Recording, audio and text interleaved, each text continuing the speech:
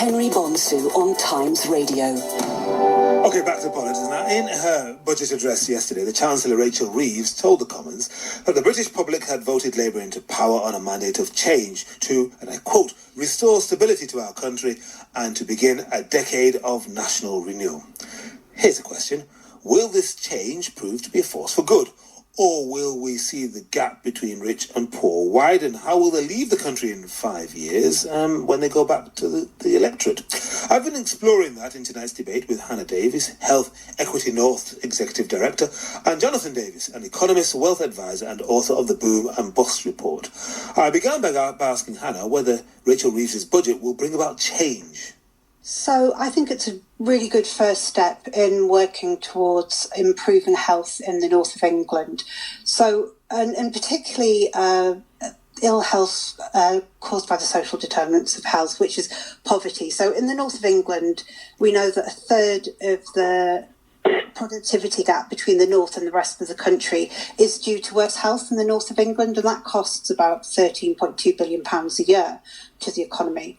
So this budget is really good in helping the North improve and lift itself out of poverty. So increasing the national minimum wage, particularly in the north of England, which has a larger number of lower paid workers, is a really good step. Increasing the carers allowance as well, the working carers allowance, that's really good for the north of England. So we did a recent Women of the North report that shows that women in the north of England give £10 billion worth of care. That's £2 billion worth more of unpaid care than if they gave the same level as those in the rest of the country. So helping them to work and lifting them out of poverty will really improve their life chances. And I think this is an important thing to grasp when you look at the north of England. That people on average in the most deprived communities work an hour longer than those in the rest of the country. But the nature of the jobs they're doing is very often low paid. So they're quite often 0-hour contract, low paid, and precarious work, which doesn't give them the stability to build their lives and their communities and their families' lives. Okay, Hannah, thank you very much. So, Jonathan, it's a thumbs up from Hannah for the direction in which this Reeves budget steers us. How do you see it, given that your expertise and your area of interest is the economy and wealth, and also just how those people who perhaps are going to shoulder a heavier burden might see this? First of all, I would question how this budget gets people back into work. The material increase in employer national insurance and overall taxes is actually going to A, stop small companies taking on people, and B, in certain sectors, for example, professional care, there are going to be lots of care companies going out of business because of this. I've already spoken to care company owners. In general terms, I would answer it thus, which I think is probably kind of unusual. But, it seems to me in politics for the last 10 plus years and for the next generation, there are many deities in our politics which cannot be touched, cannot be challenged. And if you do question them, then you're clearly evil. Two of the biggest ones are the NHS and net zero. To question them make someone look as if you're in the Ku Klux Klan or something like that. And the NHS is going to get another £25 billion. The net zero crowd is going to get another £100 billion. And one example of why I think this is money going down the drain is half the people who work in the NHS are not medical professionals. But hang on a second, Jonathan. The NHS budget, yes, you're right, is going to increase by 4.7% this year to 181 0.4 billion, and then of course another 3.3% next year to 192 billion. But the number of people employed by the NHS, is large. It's over 1.3 million, and it's going to increase because our population is increasing and it's getting sicker. Yes. Yeah. Isn't that interesting? And Hannah's talking there. It's going to help about health. It's going to help people get healthier in the north. I didn't hear anything about helping people getting healthy in the north. I didn't hear anything about nutrition. I didn't hear anything about healthy living. I didn't hear anything about getting into work, as I was saying, which is a form of exercise, depending upon the job. As far as I'm concerned, this was a budget by government for government, in other words, the public sector. This was not about increasing equality. This was not about having those with bigger shoulders bearing the burden, because this budget, by the way, it's not just this budget. My point is it's the last 10 years. So this does nothing for equality, Hannah. It's not going to help people specifically in the north, and care businesses might be driven out of business. So it does help people in the north because it gives them more money to spend. It's shocking that actually most people in poverty in this country are working, and that should be a sort of national disgrace that we have so many working people and hard-working people in poverty. And we know there's been a report by Michael Marmot that shows that if people bought the NHS recommended healthy foods, so you have your 7 portions of fruit a day, whatever, they would spend over 70% of poorest people spend 70% of their budget on healthy food. So it absolutely can help towards increasing people's health by giving them more money, because poverty is the biggest driver of ill health. And increasing money in the NHS does make a massive difference, because so we know there are people on NHS waiting lists who can't work because they've been waiting for 18 months for operations. The state that the NHS has been left in over the past decade or so is atrocious, and it has a direct impact on people's productivity. So we do need to invest in it so people can, so we can get the waiting list down, so people can get healthier, and so we can have an effective NHS and transition to digital and make huge amounts of improvements. I just heard Jonathan chunter, oh God. Before you can explain why he said, oh God, Jonathan, what about this, Hannah? There is a sense that the NHS is a shibboleth that cannot be touched. This is what you said a moment ago, Jonathan, and it is gobbling up a bigger and bigger slice of the national cake every year.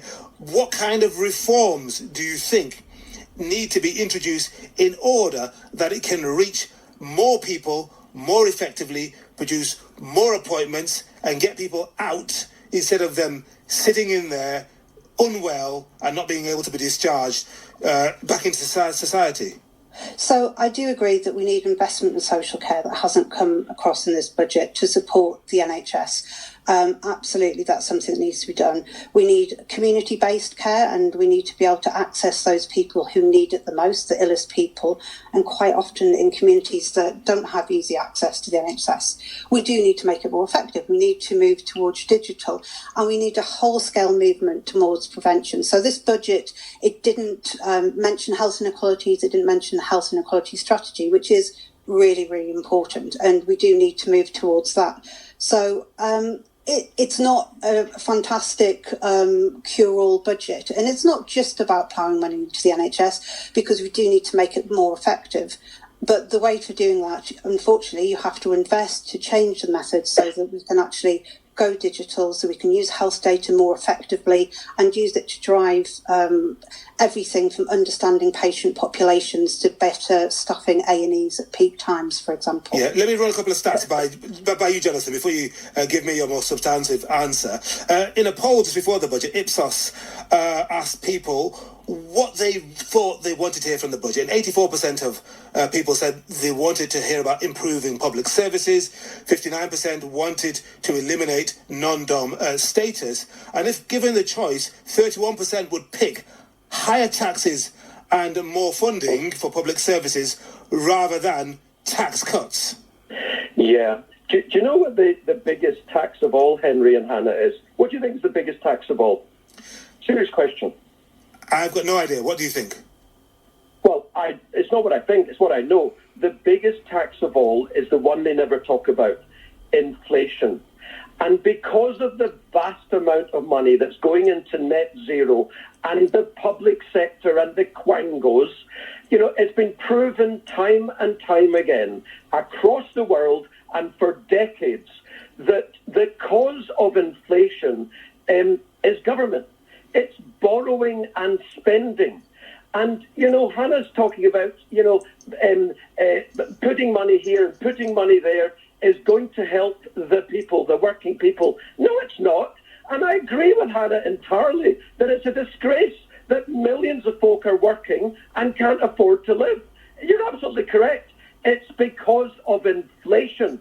And, if we instead did or would do what Javier Milei was doing in Argentina, the basket case for 70 years in South America, he's slashed government spending and he's slashed inflation. But Jonathan, people have taken to the streets. There may be riots. Yeah, they're the communists.